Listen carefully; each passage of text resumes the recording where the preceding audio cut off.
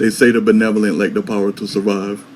We welcome you to try Allura on for size. She's gifted with her hands and her words, but has plenty more to acquire the prize.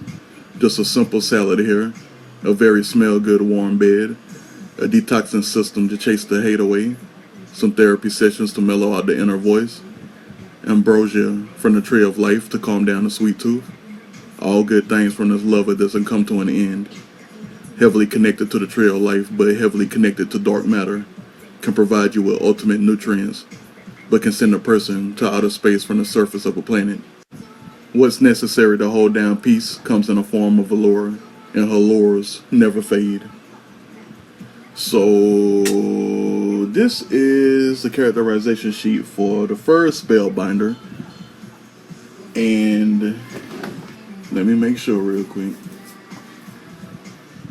because I be having a lot of characters and I be getting stuff mixed up sometimes. But out of the 13 characters in the first chapter, Allura is the only Spellbinder.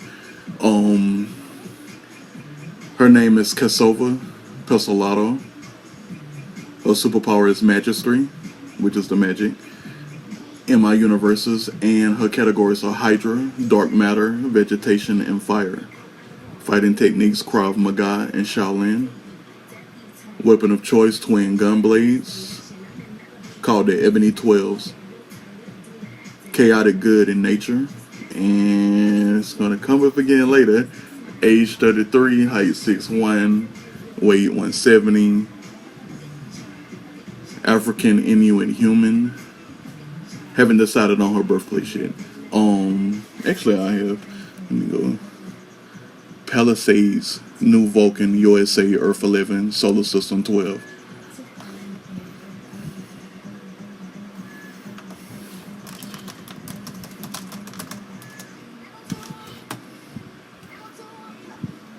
Not a 2-1.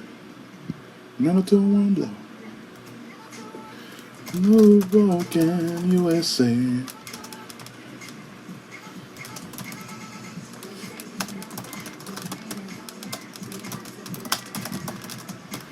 Alright, now that that is updated, I can move on with the rest of my life talking about Allura.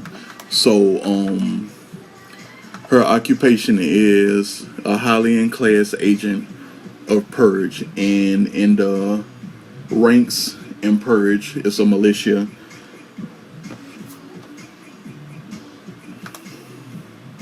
Tick, tick, boom.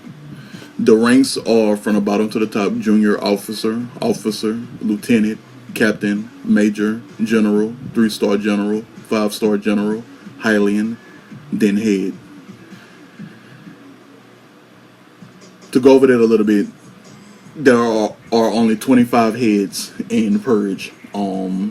Crisis is the voted in top head, and the heads wear white uniforms. They're the only ones that can wear white uniforms, and they all wear white uniforms. The other ranks, they wear their colors, and they can wear the lesser colors at any time. And it's also advised because, you know, when they when a Hylian is out in the field, they don't wear Hylian colors because they don't want to be targeted. And everybody is on the team is in the lesser color or the least color that all of them add up to in rank. It goes from blue, darkest blue, dark gray, light gray, dark green, indigo, black, crimson, then white. Allura is a Hylian, and she jumped ranks quite quickly because of how powerful she was before she joined Purge, and that'll be explained later. But she's a sanctuary holder type agent, and she's the head of the Miracles Quarter Coven.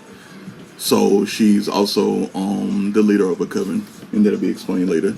Her birthday is August the 26th.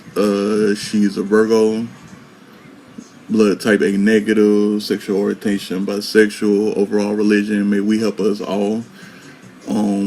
Very altruistic.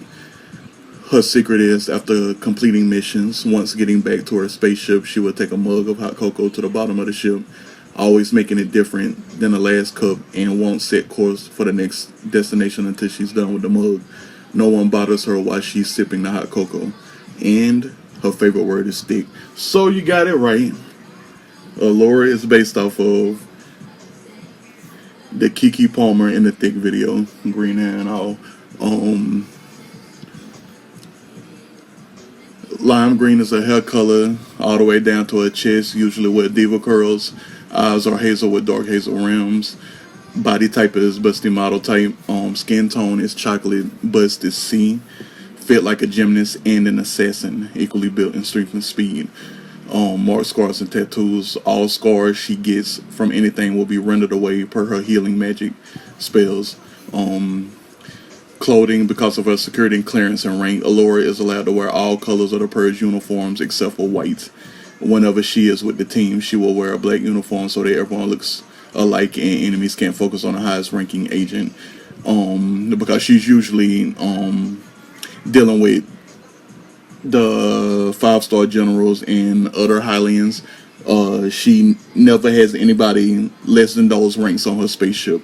They want to keep it that way because everybody knows that Allura's spaceship is a one of a kind, and she's going around picking up people that are about to face imminent death in outer space.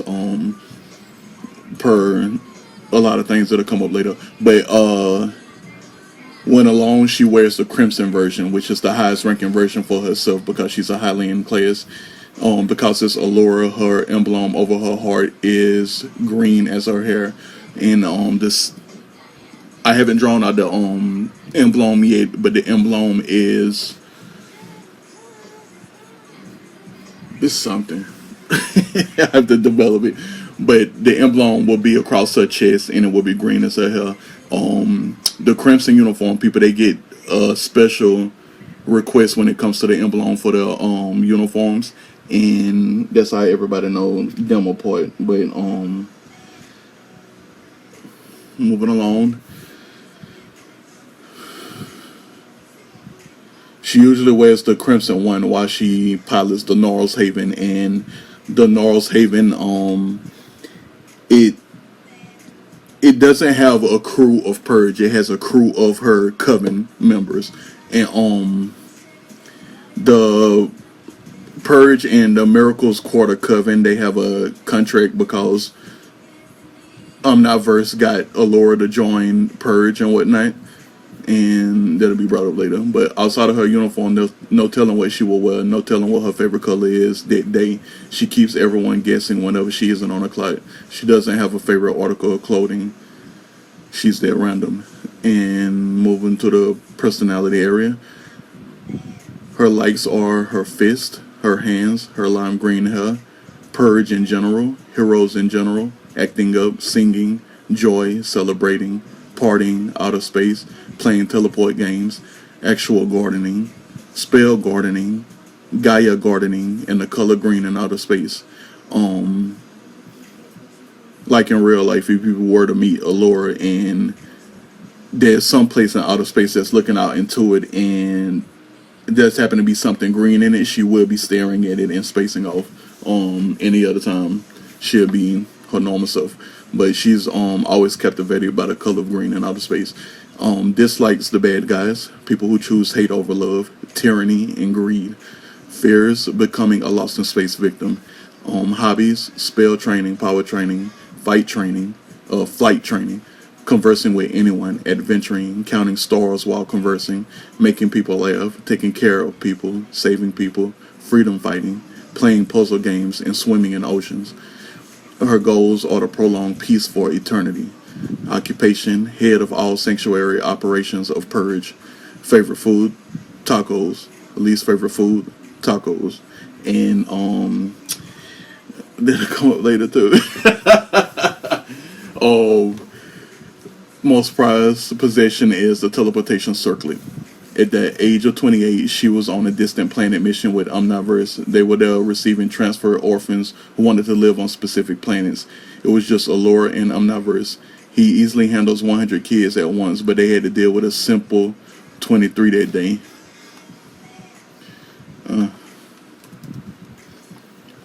They had time before leaving this planet, so they asked the kids to take them to some places before they leave that city.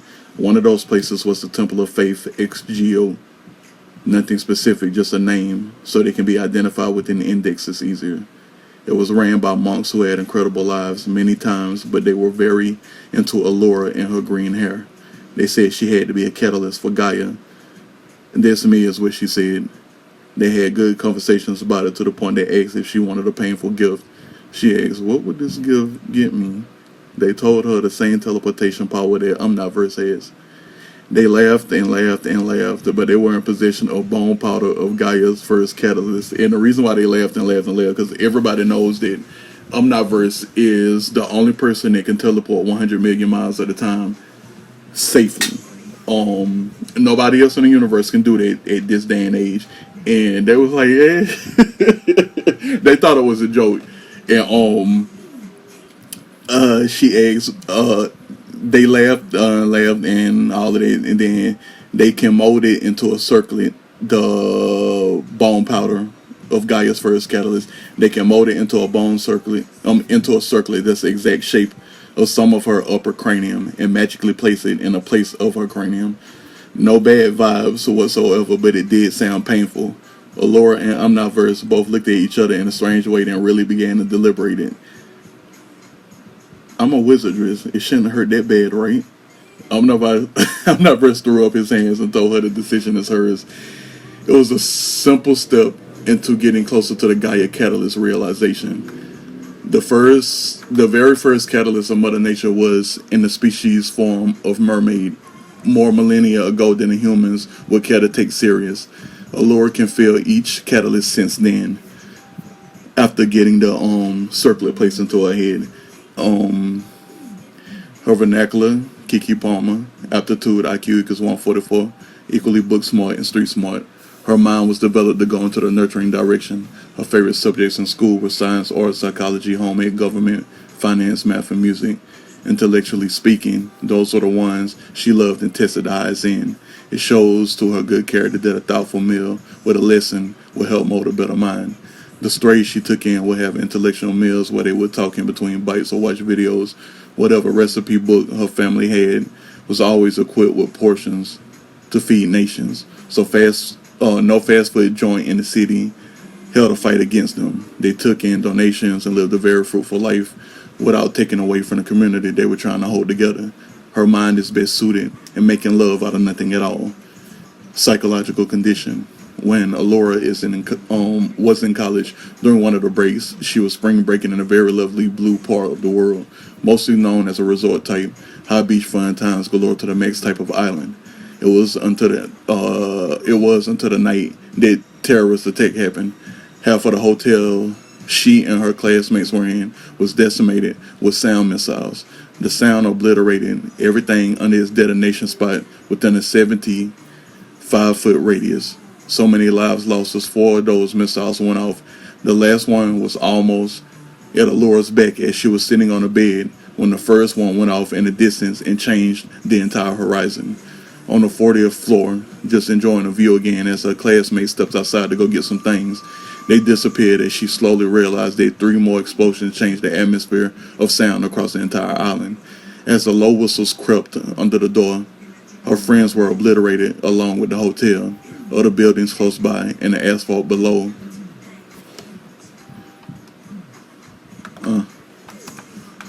Think about that. Allura turned around and saw that her friends and the hotel were gone like what she just witnessed in the distance. Her life was never the same after that, but healed from that traumatic experience over 5 years worth of time. They were just little women in their first year of college, had so much life to live, wrong place at the wrong time, but was always thankful she wasn't in the crosshairs of this random terrorist attack. She has lost people before, but never at random acts of violence. She stopped being a victim when she became a superhero. Character behavior: peaceful, chill, play too much, protective, dangerous, and altruistic. So the chaotic thing in her nature comes to playing too much. Because if you know Kiki Palmer on social media, she always acting up, and I incorporated the whole thick video illusion into Allura, so she be playing too much. Relationships, a couple of years in motion. Allura has been dating a guy by the name of Devil Devagari. He has a gun for hire with a healthy relationship around the stars. He has a reputation for saving the people that could be lost in space. Ding. As well as having a reputation for shooting anyone between the eyes. Ding. One of the most important rules of outer space: shoot first, ask questions later, but his license to kill wavers every other sector. They met at a peaceful time in life while she was holding down a sanctuary in one of the Paradise volcano areas. He was in town on vacation that day. She was simply going to get lunch at a bodega and ran into him with his shirt all the way open and the most appropriate short shorts a man can wear. Allura had her long hair and a ball over her head with that swift of a bang, a juicy red yarn mesh halter top, lingerie red lace bra, and Daisy Dukes for the goddesses that was so blue all you could see was RGB. He was waiting on his food as she walked up. She said, "I like your fro, man." He nodded his head and said he liked her Luxio. After she made her order, they started talking, and each other were good for the stroke, so why not make plans? Still making plans. His fro is a deep green with slightly brighter eyes over chocolate skin and muscles slender and thick at the same time, looking like gravy ready to be poured over some mashed potatoes. Listen, their away then together schedule works for them, and they have yet to sleep with anyone else since they started going underneath the sheets and having no upside downs.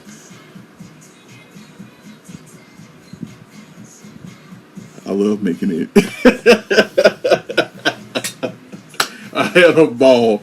Oh, like, how can I give her a significant other? And for some odd reason, it was their situation. And I've been laughing it up at how stupid it sounds ever since. Her social and other pressure problems, because she's peaceful to the core. When she inserts herself in keeping the peace, she is never rude about it and has a 100% rate with society versus barely any other hero having that status. Because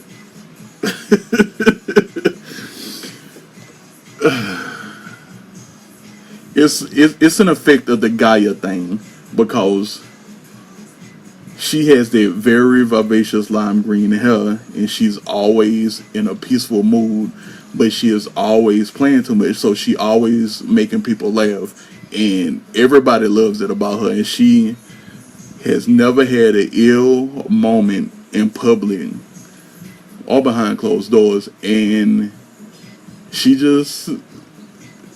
trying real hard to live a very peaceful life, regardless if she has to kill somebody or not. But her beliefs and morals: my help is permanent in the laws of purge or status quo. Positive characteristics: forever in a good mood, forever in a powerful mood. Negative characteristics: now background and current information. Her mother's name is Bereni Vula Pistolato, 70 years old and alive.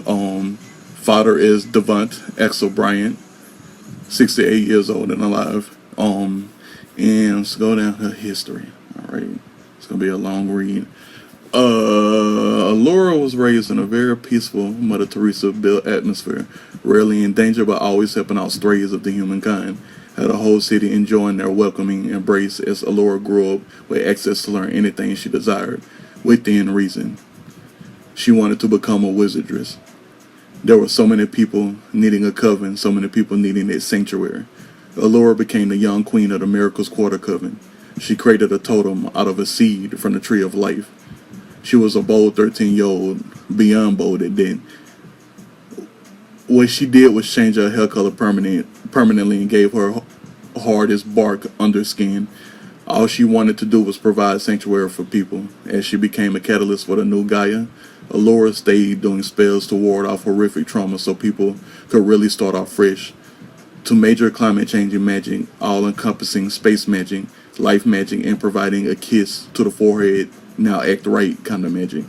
Even though her initial trajectory was for the gods and goddesses, trouble would come her way by the time she was 17. The kind of trouble that would change one of her 4 categories to something opposite of growth and warmth. Back when she was 8, she met a goddess. Real cool chicks they became. When Gavora finally found her way back to Edgemere, she gave her one of the things she was protecting, a seed from the Tree of Life. Well, it turns out those seeds belonged to a tribe that she was not quite ready to defend herself from. Allura simply told the tribe generals that she used it as a source for her Coven's powers because they needed a family since being abandoned by Darius and all of the other bad encompassing situations around a somewhat desolate city. They wanted proof. The vibe she was getting from them told her that they wouldn't care how much she tried to tell them that it went to a great cause and she doesn't use any of the tree of life for destruction. Never went into combat at all with it. They were astonished, flabbergasted, and upset that the might she possesses is being wasted. It was a no negotiation deal. They wanted more power and Allura was going to enchant her way out of debt. A slave by 17 is what she became, as she was making so many massive weapons of destruction that she had to come up with a way to stop supplying more detriment to Edgemere. The mistake the tribe generals made was thinking that a human will forever be afraid of them, reclaim their glory in a very short period of time. She was missing out on her youth, her glory years. For what? To keep the wars going in Edgemere? Girl, stop. Allura's only solution was to kill the tribe generals and any other tyrannical vibes within their ranks. Gavor thanked her millions of times over and over and gave her an encyclopedia that showed all of the secrets humans need to know about Edgemere. It was her welcoming into superheroism.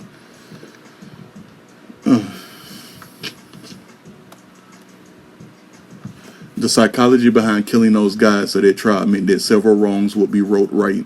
Because of her family's reputation, she has never had a violent confrontation in her life. Always had the choice to be the bully, the dangerous, and the rebel, but always kept it ladylike and vivacious. The payback she instantly got for using a tree of life from a girl she saved kept banging against her memories. How bad was she being treated? What do they really endure in that tribe? I can only imagine what they have been through. Would they eventually do me dirty too? She could only answer with no. The tyranny vibes that were given off had to be stopped, carefully hiding their training methods.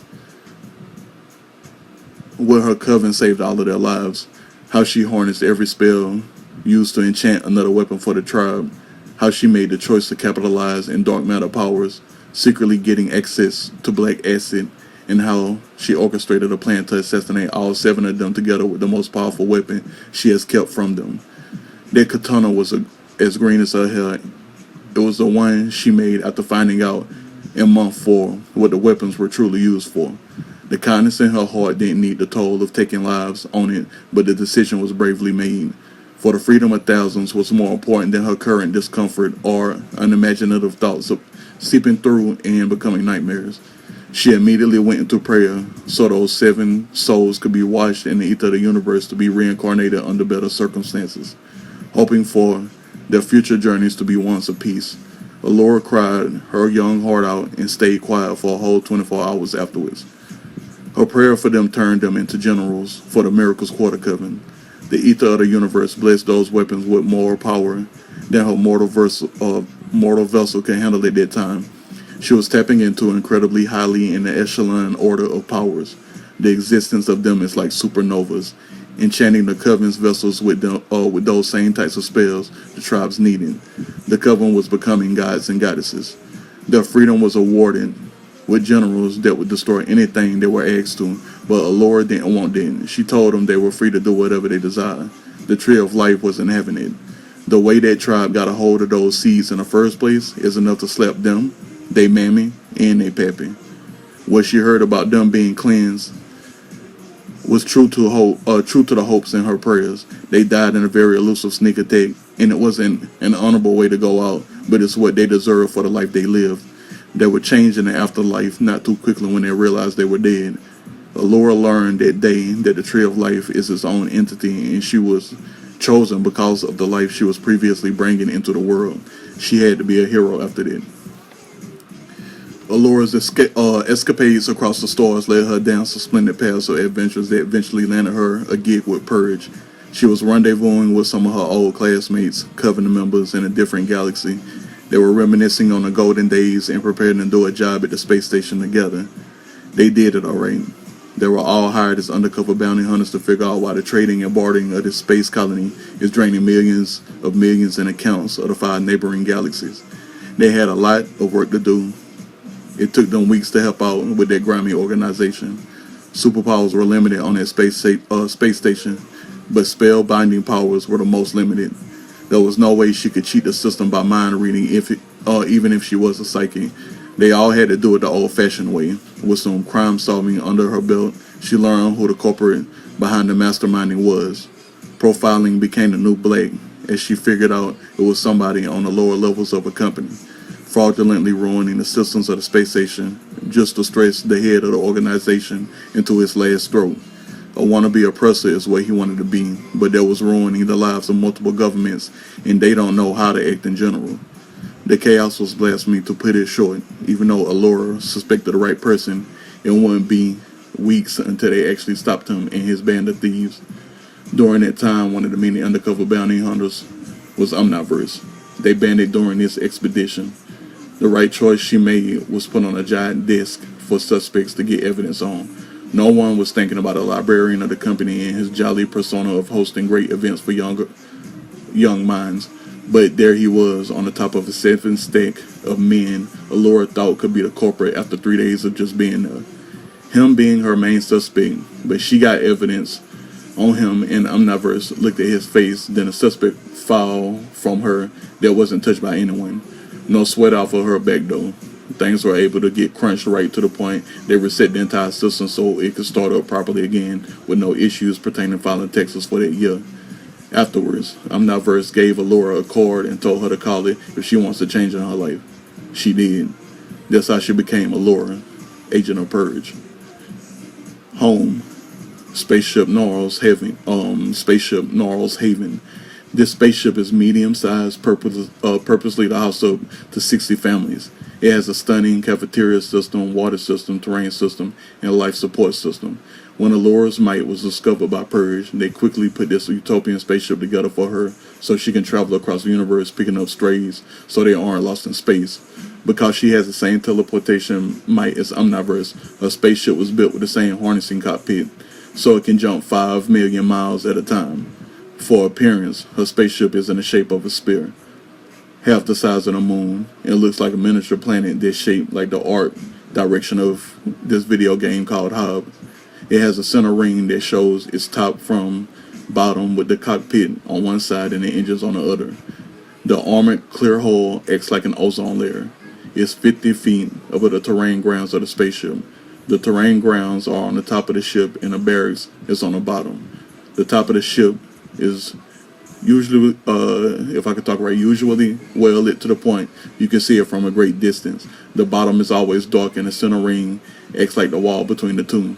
The gravity system has gravitonium at the bottom of the ship, but the bottom of the ship is also a safe float zone that has an artificial intelligence unit that blows people about and knows when they need to be blown slowly back to the air docking area. The terrain area has a climate close to the south. High humidity, high heat, and highly saturated. In the center of the top area, there's a tree of life perched up, sitting massively beautiful, and that's the reason why it's always so bright up there. When it connected with the artificial climate of the ship, it released glow particles until it was always well lit to its liking. Then her 3-story townhome in Palisade City, on the opposite side of the tree of life in that city. She the seed of the tree of life she planted, it created the tree of life where she planted it at. Created an alternate dimension for the coven, and she was able to get another tree of life out of it when Purge decided to make up a spaceship specific for her so she can go around collecting people before they're lost in space. But her 3-story townhome is the only red one in a row of 13, and it's the very center one, and everybody knows it's a place for refugees and people to go to if they're traveling and they need some assistance or they want to get back on their feet. They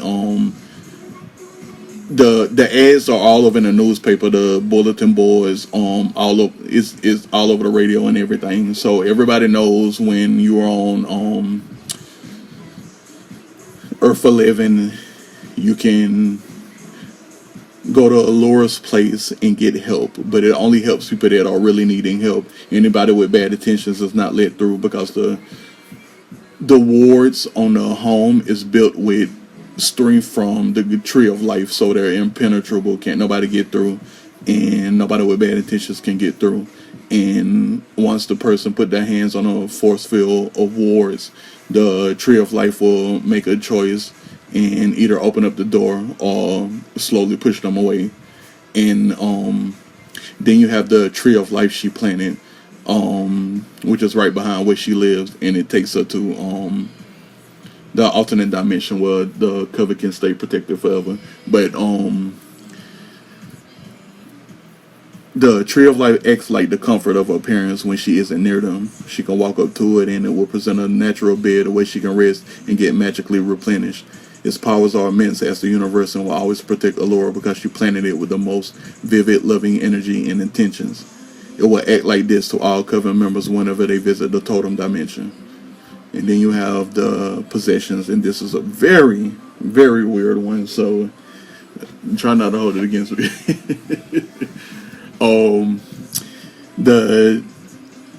The blessing of dark matter at the age of 30.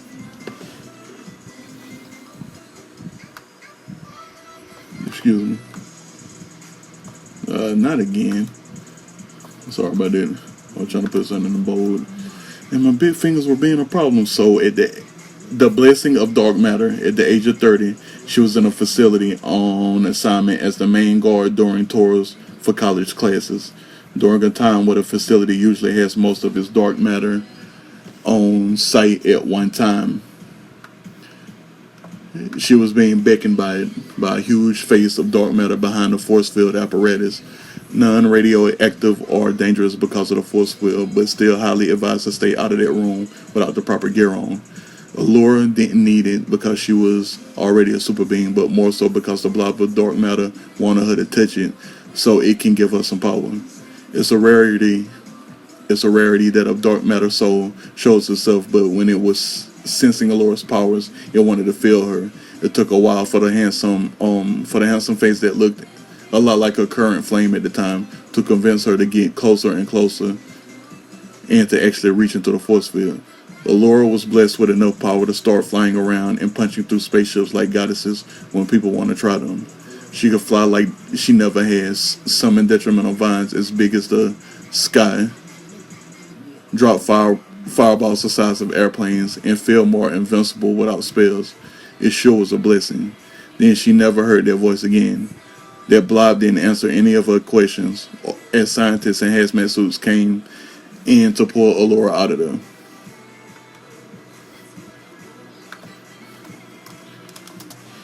Whatever happened caused a huge power surge to the point all kinds of cables started bouncing electricity all over the place. Now, the dark matter blessing is very special, very powerful, very overpowered, very godlike. Dark matter in my imagination land is just residual dark energy that's living off of itself, and it's always in outer space. It never touches planets, but intelligent life forms, any life form dying adds to the dark matter, but it never forms on planets. It's always forming in outer space. So any place in outer space that has dark matter is showing millennia of things dying. So even when galaxies die and they turn into black dwarfs eventually, those are the birth of dark matter in this universe. So and when they die, they can pick up on other dark and death energies throughout the entirety of the universe. But moving on to our physical, Allura has trained heavily in Krav Maga and Shaolin martial arts, but with there being room for improvement, she is always training to be a better combatant. She dabbles in a few of the styles: Capoeira, Muay Thai, Kyogakin, and Shotokan. Her combat style is best suited when handling her twin gun blades, where she's shooting, slicing, and dicing anyone in her way. The stacked on knowledge of Krav Maga and Shaolin makes sure she strikes hard enough with just as powerful back blow. In terms of her defenses, they are maxed out because of the dark matter blessing. Fighting her is like fighting a god. She has all of the energy back up to make sure her vessel always leaves the battlefield. Lastly, because of her blessings from God, she can transform into a dense wood human with perfect mobility and essence of the universe. So now the magical components of abilities. Projectile Mastery. Spellbinding allows wielders to make projectiles out of nothing at all. They can use inanimate objects. It's double-sided to the point that spellbinders can literally invoke themselves with the power to stop 1 ton of force coming from the air. So, 1 ton is a lot, but not a lot when it comes to super beings. But at the same time, she can stop way more than that because spellbinders can draw power from other people and whatnot, other super beings close by, drawing more power from the universe, and that will be called energy pull, which is something that's more used in story number 1 and story number 2 because of how powerful the characters are in that story. And the energy pull is something that extreme children of the universe can pull into to get more power and make them do Dragon Ball Z type shit. So while she's stopping whole vessels from the sea from crashing into the ground, lifting it back up, and then taking it back to safe waters type of things. It's as simple as focusing on something, levitating it, then giving it the trajectory for it to get to where the wielder wants it to. When it comes to superpower usage, Allura uses dark matter, vegetation, and fire to provide long-range coverage that her bullets can't handle, usually in the shape of giant orbs. And Allura likes using a lot of power because she literally can, because of being a Gaia catalyst. And like, they're real big too. It's like from the size of her waist to her head, and like she just be launching that dark energy, the vegetative energy, and the solar energy and the fire energy, just be launching it. And you thinking, damn, did she have Wheaties for breakfast and a steak? Cause that was a light, throwing out 21 orbs at once, like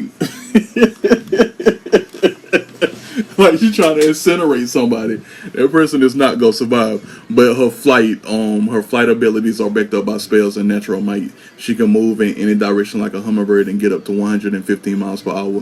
While flying, she can pick up at least 1 ton of weight, but can also catch and stop much heavier than 1 ton of force. Teleportation Mastery. Because of the teleportation circlet she had magically implanted in her skull, she can teleport 17 million miles at a time and can move anything as big as the most large spaceship up to 5 million miles at a time. The teleportation circlet always allows her to fly through the portal reality at a speed as fast as that with the pinpoint precision. It's impossible for her to be lost in space because she now has the power of the portal realm coursing through out her blood because of the teleportation circlet. It acts like bone marrow, completely meshing with her natural DNA RNA as if they were naturally built with her DNA RNA since birth. So in a lot of cases, super beings are like master beings.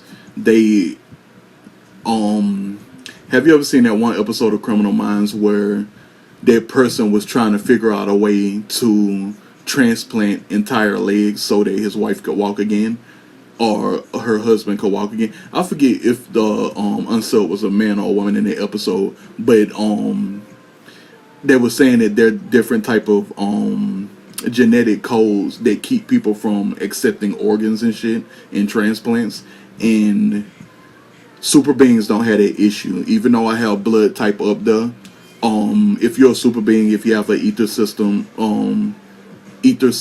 you are basically like a character from a video game. You can make anything happen, and it's very unnecessary because I want people to understand that a super being can do a whole heap of shit in their lifetime. And I've said how they go around acquiring all of this power and whatnot, and it's very easy for them because it's just magic, and the universe is making it happen because the universe wants super beings to do that. And in my universes, the every universe has a personality. What they want is they try to get the intelligent life forms to do what they want, and the universe wants to be entertained. So, in that case, while people are steadily passing around power and everything, all warriors want that. They want that life of action. They don't ever want to be bored. They're out there fighting constantly. And most super beings, they stay super beings pretty much their entire life. It's very hard for them to get unmotivated. Like, they run on like this motivation chemical in their brain, and it's like they always got to be out there doing shit. And that's why Allura made a coven, because she wanted to protect people and stuff like that. So it's a lot of mental warfare, trying to choose what super beings want to do, because there's so many ways they can go about by acquiring power, and then they can even change their own DNA, RNA makeup with superpower and acquire another superpower and perfectly wield that superpower as if they were born with it, because the ether system will adapt to its surroundings mighty fast. Then the next ability is all-encompassing invulnerability. This is the ability that makes her the sanctuary holder of purge. This spell requires immense amounts of energy, and because of the dark matter blessing, she can pull it off at any given moment. This spell holds all things in whatever radius she desires in time, in real time, from being altered by anything. Making her spaceship invulnerable from time to time allows it to move at high speed and cut a hole in something if need be. Whenever a person of high stature needs protection, Crisis will call on Allura to come scoop up however many people that needs to be protected. So this is definitely God mode cheat level type shit. And she's already granted so much immense power because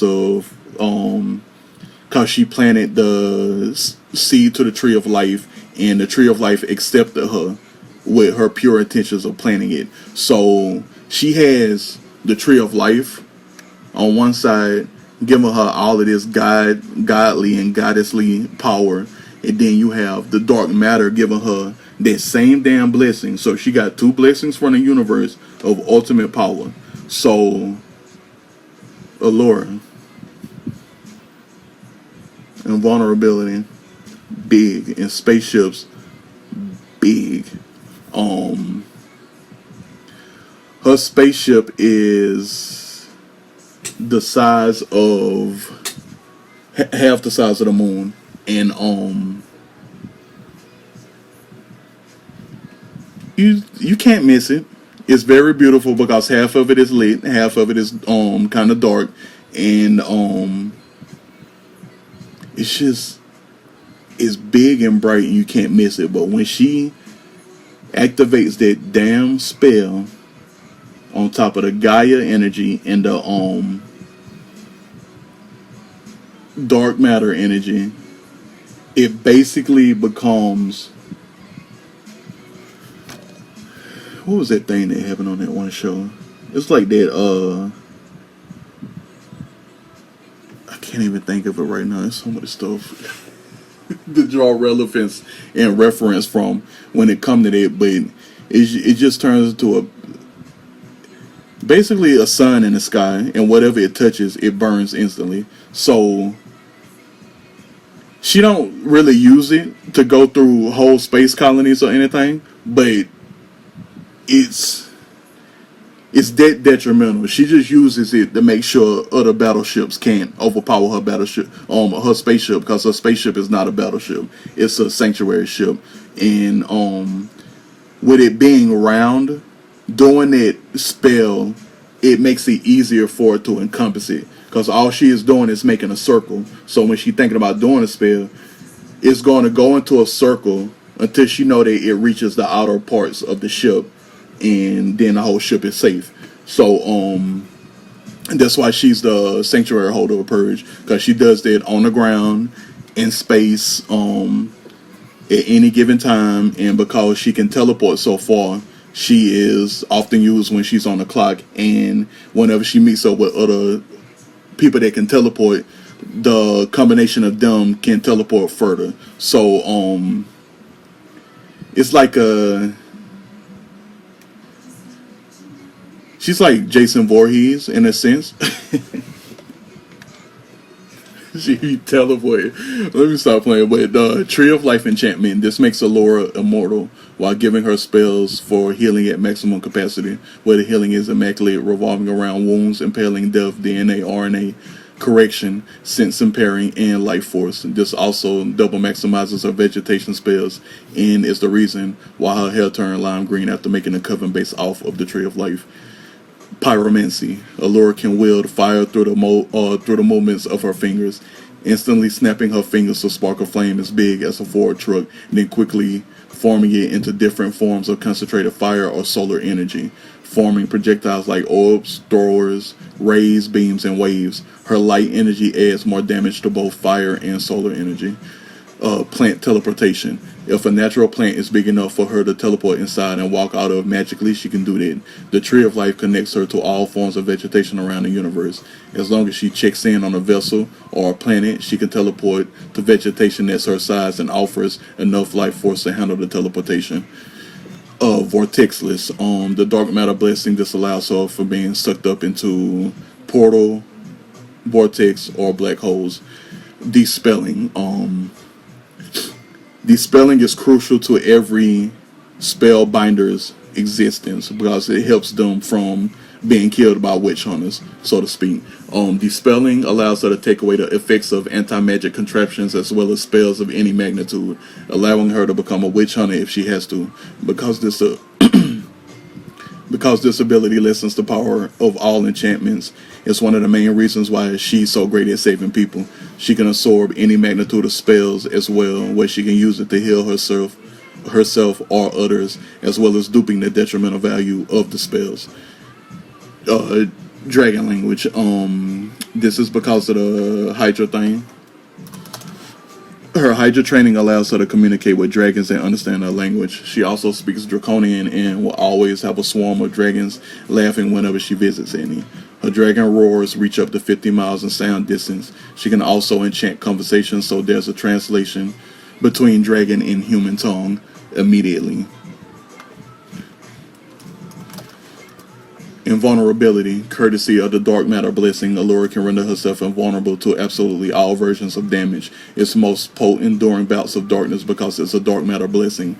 In a lot of cases, if she's adventuring alone, she will provoke the minimum of the light pollution to stand stronger while in combat. Because the Tree of Life harnesses absolute light, she will use as many spells as possible to provoke darkness. Night vision is a given, but staying alive is what she will do. Whispers in outer space. Now this is the big one, okay? This is the ability that helps Allura with finding people that need to be rescued from certain death. The dark matter blessing wanted the Tree of Life to save as many people as possible so that prayers and final words won't go unanswered and keep spiraling out of control in the sound of the universe. That's dark matter for you. Even the darkness absolute has a little light in it. Whenever Allura hears the last words, they don't come in as human tongue. They come in as silent swishes that make her look in a specific location, and she teleports in the right direction on top of the right distance every time. There is a very big ability, and it goes back to what I was saying about the dark matter collecting all of this bad energy around the universe and whatnot. And you know, it doesn't want everything to die, even though everybody has a set course of a lifespan, and it just don't want to be collecting all them voices and shit. And when that big ass like it was a combination of dark matter gathered by many purge ships and things like that, and they contain it, then they bring it to that one specific spaceship and they hold it in a force field until that spaceship reaches back to the headquarters ship, which is the headquarters space colony that also acts like a spaceship that only Omniverse can move because he's that powerful. And they keep it in a force field until they get to the headquarters, and the headquarters has a room that keeps collected dark matter, and then they take the dark matter and put it with others. They don't want to risk sending smaller spaceships to disperse dark matter around the universe, but that spaceship that day when it sold, it was like, damn, that girl know the tree of life. Let me try to get her attention so she can help me save some of these people out here. Because, being lost in space is, whew, I can only imagine how horrible it is. What was that show called, Lost in Space, when they did that one trick where they stuffed everybody in their container, then they saved them in a matter of 20 seconds so they won't freeze to death and shit? That's nasty, first of all. Second of all, if a spaceship stops working, the cold air will seep into it. Spaceships have these very nova-like systems that keep them warm so they can go through outer space easily. And I can only imagine how horrible it is to freeze to death that quickly. So her transformation, she has a Hydra hybrid form, and because she's not a natural born zoanthrope, in order to gain that ability through spellbinding, you have to go through the painful, unnecessary 2010 way of showing transformations in science fiction and shit like that, which I don't like, because I got tired of Russell Tovey screaming on that one show. What was that show called? With Lenora Critchlow and that other dude, and he was a werewolf, and then Tyler screaming on Vampire Diaries. I was tired of all that screaming. I muted it several times. I don't want to hear all that. They can just transform and get it over with. Wasn't Bloody Roar clean with that? When nobody crying, they just turned all white and it was all magic. But in the case of not being born as zoanthrope, they go through the pain of all of the bones breaking, the skin transforming, the new growth growing into a bigger vessel, and dealing with all the animal primal instincts of it all. And she gained the ability to turn into a Hydra human hybrid, and she gets 3 heads. But for the most part, she keeps it on one, because having 3 heads is very big, and it'll make the capacity of a torso bigger, and it makes it changes up strategies and whatnot. Because the zoanthropes, they get bigger when they transform into the animal hybrids, right? And it's not like Animorphs; they can't. All zoanthropes, they can't turn into an actual animal until they're 30 years old. And when they finally able to do that, they can turn into an animal at whatever size, whatever animal connected to them. So you can only imagine that somebody born with roach as a superpower, then they get real big, and then you start seeing this big ass roach on the highway. It's because they pissed, but more so it's because it's magic and they can do that. You can be like this miniature hand palm dragon at any given time, and then you can be a big ass 50-foot tall dragon at any time. And being a zoanthrope is very wonderful, but not being born as one is not wonderful when you go into spellbinding and you want an animal as a category. That process is painful, and you'll probably end up dying like that girl did on Bitten. But Allura wanted it, so she got it, and it's a very beautiful form because her eyes turn red and they're like beautifully glowing and smoking. But she's a half Hydra hybrid, and she will flamethrower your ass to death. But moving along, Woodian form. Her Woodian form is in a rich chocolate smooth color as molasses. If I can read right. If I can type right too. out of my mind. Inner bark of the tree of life, just like her skin color, rich in a millionth power to the point it has a lovely misty glow about it.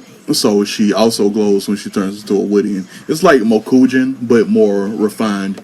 Same with her newly lime green eyes that glow as vivacious as the millions of thin vines coming from her scalp.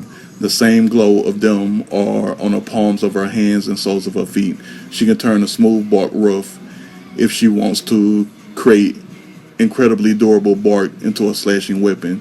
She treats this transformation like her out of uniform clothing choices, and you'll never know what she looks like every time she transforms.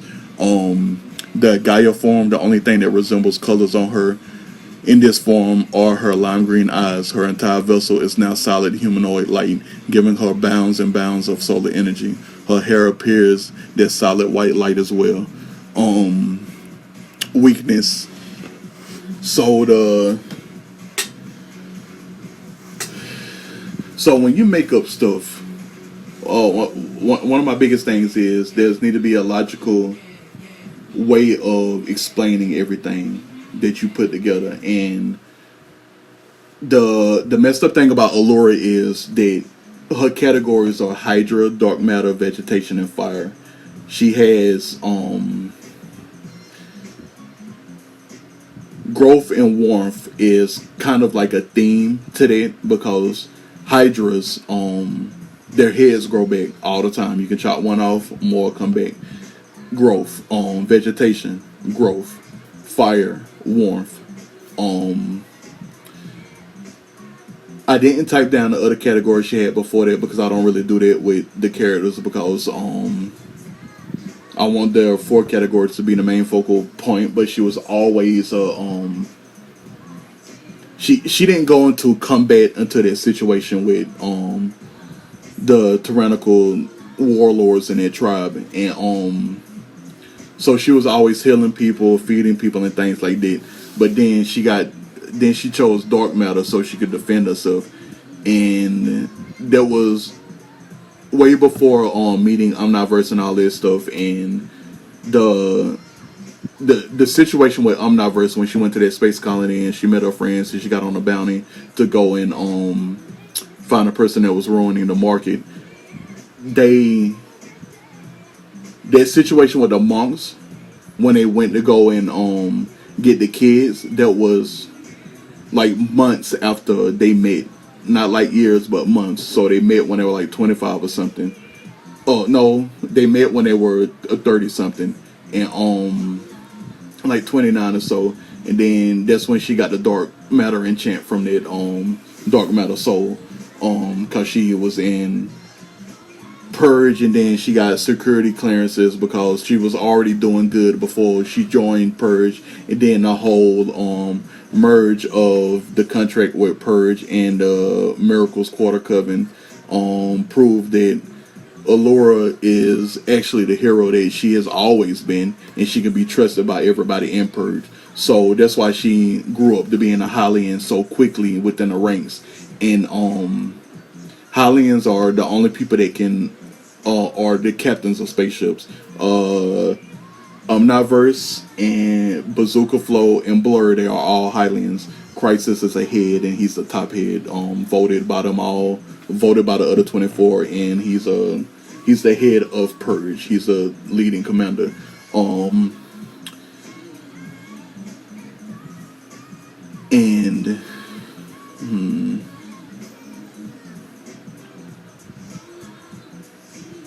And now I'm going to talk about our weaknesses. So, in order to weaken Allura, there needs to be heavy usage of anti-magic contraptions and anti-super being material, because she's connected to existence in the forms of light and dark. Allura is heavily defended against everything. Unfortunate for her, a massive amount of equal force, which is the anti-everything existence, will lessen her chances of survival. And in all of my stories, even though it's not talked in all of my stories, there is this material called anti-super being material, and it will stop everything superpower related.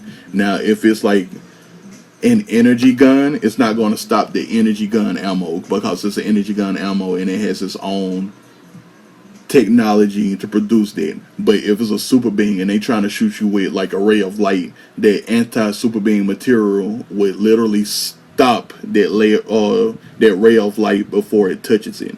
And anything within range of it, in let's say an inch, any superpower thing will disappear.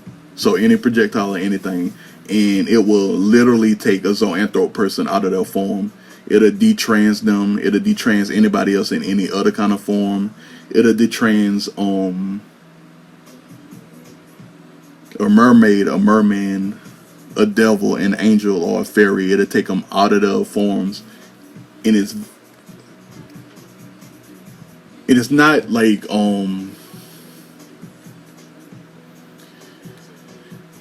it's natural and man-made. In all universes, it's natural and man-made, but that's what it would take to weaken Allura. That's one of the things that will weaken her. But because Purge pretty much is numero uno, arch nemesis against criminals, all of those organizations do take their chances with elevated ways against some of the greatest heroes.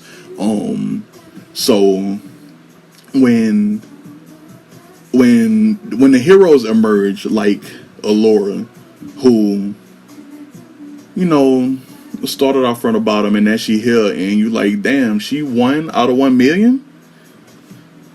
And so everybody start putting their brains together and figuring out ways to weaken characters like Allura, Crunch, Bazooka Flow, Roughhead, Shveta, all of them.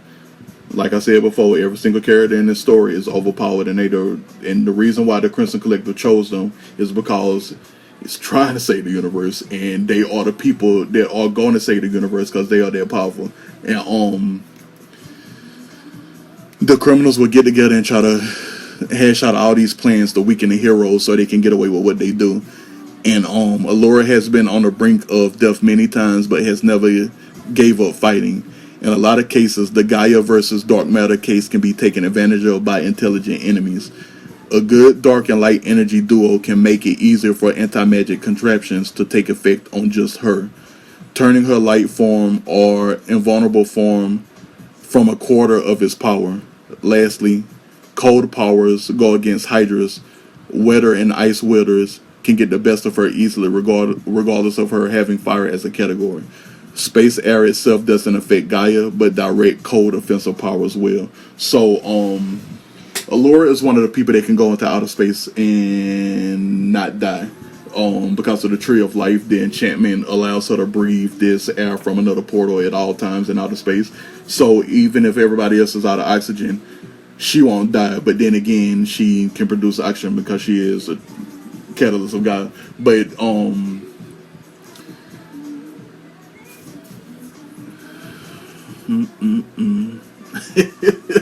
if Crunch hit Allura with an ice beam, it's impelling her, going through, coming out the other side. But that's Allura, and I hope you like the character, and I hope you understand that she is overpowered. Understand it. Just like Dalilza, just like Killer, just like Teodra Morris, they out there on them battlefields, and they very hard to stop. But I'm gonna disappear, have a good time, take a break, put some honey on my throat, and have a good rest of these days off. Keep it peaceful. Until the next time, tell a friend to tell a friend. TBB, he get it in. You should see what depends so you can swallow all this sin. I love.